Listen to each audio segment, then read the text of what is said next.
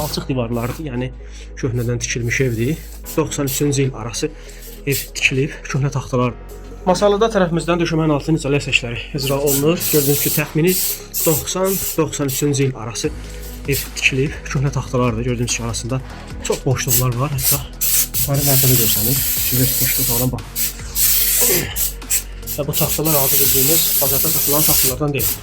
Yəni eşitdiyimə görə, sahibinin dediyinə görə meşə ağacları deyirlər. Yəni burada şuruf və qısmar da batmış. Yəni belə bir möhkəm ağacdır. Tərəfimizdən isti soyuq gələn polietilen izolyasiya birbaşa taxtaya sürülərək tətbiq olunur.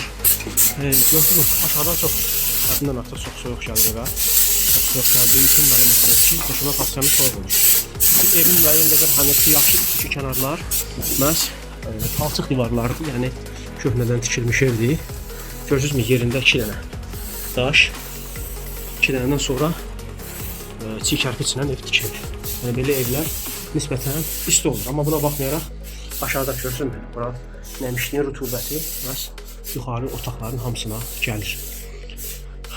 Mənim məsələdir ki, torpaq ev olduğuna görə verilmiş dərəklər, deşiklər var. Bunlar da ki, çubuqların deşikləridir. Fikirləşsin, boşluqlara var. Belə buna baxmayaraq tərəfimizdən hamısı bax belə bu vəziyyətdə doldurulur ki, yuxarı otaqlara buradan nə isti soyuq, nə də əşaraflar keçməsin. Hazırda işlərimizin demək olar yekunlaşdırmağa az qalır.